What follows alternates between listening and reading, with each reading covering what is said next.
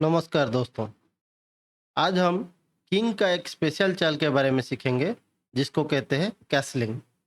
Normally king एक चाल में हर दिशा में एक ही कदम जा सकता है। ये किंग यहाँ से दाएं, बाएं, ऊपर, नीचे, उसके साथ ये चार कोने में जा सकता है।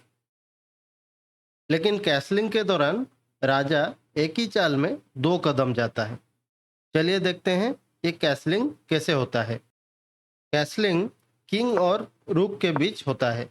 राजा और हाथी के बीच कोई मोहरा नहीं होना चाहिए। कैसलिंग के दौरान किंग पहले दो कदम जाता है हाथी के तरफ और उसी चाल में हाथी यानी कि रूक किंग को पार करके उसके साइड में आ जाता है, उसके ठीक बगल में। तो चलिए अभी कैसलिंग कैसे होता है उसको देख लेते हैं। एक ही चाल में राजा दो कदम चला गया और रूक राजा को पार करके उसके ठीक बगल में आके रह गया। कैसल का मतलब है किला और कैसलिंग का मतलब है किलाबंदी। कैसलिंग के द्वारा राजा किला में बंद होकर खुद को सेव कर लेता है। दोस्तों, चेस एक मध्य युग का गेम है। उस समय जो राजा होते थे वो अपना सेफ्टी के लिए किला में रहते थे। ये कैसलिंग राजा को शत्रु का अटैक से ज्यादा सुरक्षित करता है। बोर्ड पर कैसलिंग दोनों तरफ हो सकता है, इस तरफ या फिर इस तरफ। अगर इस तरफ कैसलिंग हुआ तो उसको बोलते हैं शॉर्ट कैसलिंग, क्योंकि यहाँ राजा और रूक के बीच जो दूरी है वो कम है। और दूसरा तरफ कैसलिंग हुआ तो उसे लॉन्ग कैसलिंग कहते हैं, क्योंकि इधर किंग और रूक के बीच जो डिस्टेंस है वो लंबा है। हम शॉर्ट कैसल पहले भी देख चुके हैं। यहाँ शॉर्ट कैसल होने से राजा दो कदम जाएगा और रूक ठीक उसका बगल में आ जाएगा। शॉर्ट कैसल की तरह लॉन्ग कैसल में भी किंग रूक के तरफ दो कदम जाता है और रूक राजा को पार करके ठीक उसके बगल में आके रहता है। ये रहा आपका लॉन्ग कैसल। एक कैसलिंग का कुछ कंडीशन है। पहला है कि रूक अपना स्क्वायर से कहीं भी नहीं चलना चाहिए। एक उदाहरण के तौर पे ये गेम को आप देख सकते हैं। यहाँ पे अगर रूक अपना स्टार्टिंग स्क्वायर से यहाँ चला जाता है और उसके बाद ब्लैक कोई चाल चलता है, किंग कैसल नहीं कर सकता।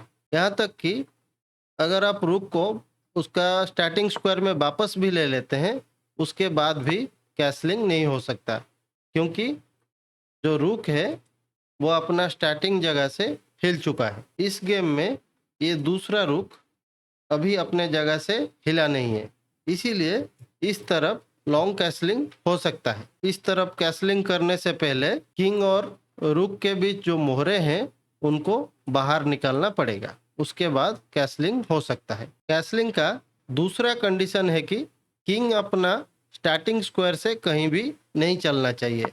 अगर किंग अपना जगह से हिला तो फिर उस प्लेयर का कैसलिंग करने का अधिकार खत्म हो जाएगा। यहाँ पे अगर किंग अपना स्टार्टिंग स्क्वायर से ये E2 में चला जाता है और ब्लैक के चाल के बाद किंग वापस आ जाता है, फिर ब्लैक कैसल करने के बाद वाइट कैसल करना चाहता है, तब कैसलिंग संभव नहीं होगा, क्योंकि किंग अपना स्टार्टिंग स्क्वायर से दूसरा स्क्वायर में गया था और राजा अपना कैसलिंग करने का अधिकार को खो बैठा। कैसलिंग का तीसरा कंडीशन है कि किंग पे चेक नहीं होना चाहिए।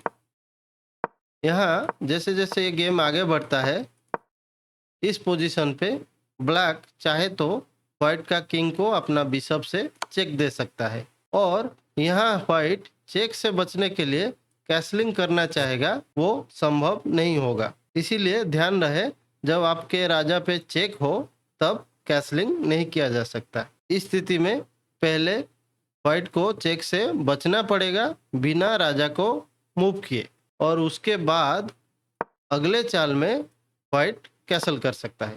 कैसलिंग का जो लास्ट कंडीशन है वो है राजा कैसलिंग के दौरान जो स्क्वायर से गुजरेगा और जहां जाएगा उन स्क्वायर पे शत्रु का अटैक नहीं होना चाहिए।